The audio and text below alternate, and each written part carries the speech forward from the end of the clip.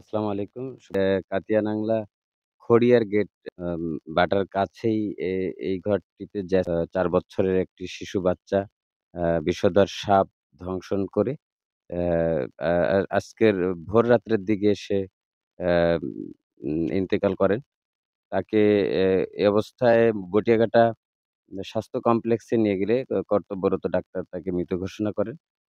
কিন্তু পিতামাতার মনের প্রশান্তির জন্য সেখান থেকে আবার তারা একটি ওঝার কাছে নিয়ে যায়।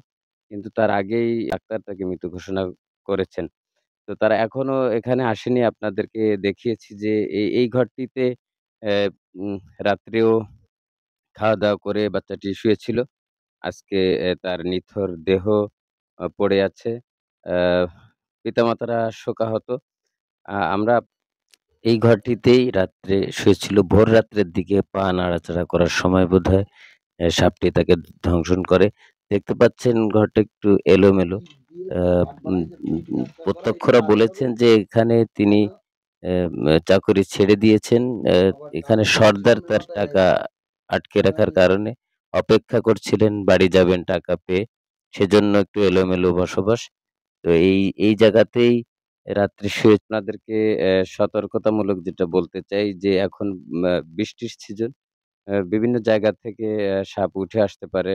আপনাদের বাড়ি, চারপাশ, আঙিনা ইত্যাদি শোবার জায়গাগুলো পরিচ্ছন্ন রাখার প্রয়োজন এবং প্রয়োজনে এই যে জালের ব্যবহার করেছে বাড়ির আঙিনায় যেসব জায়গায় কোনো ছিদ্র বা সাপ ওঠার সম্ভাবনা থাকে এসব জায়গাগুলো সতর্কতামূলক জালের ব্যবহার করতে পারেন।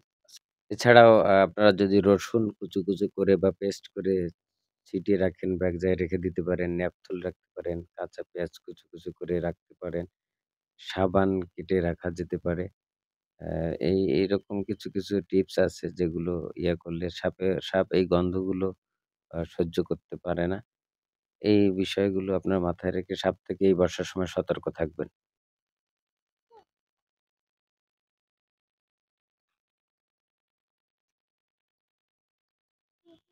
আ ক এ কয়টার দিকে এই ঘটনাটা ঘটে আপনারা ৩ টার দিকে যতটুকু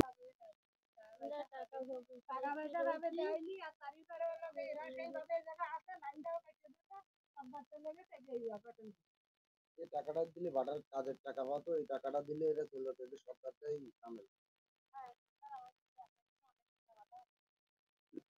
এদের এই বাড়ি অগোছালো থাকার আরেকটি কারণ তারা এখানে আম চাকরি করবেন না। সে মোতাবেক তাদের কিছু টাকা বাকি ছিল। এজন্যই তারা এখানে ছিল। তারা টাকাটা পেলেই আগে চলে যেত। এজন্য অগোছালো যেকোনো মুহূর্তে চলে যেতে পারে।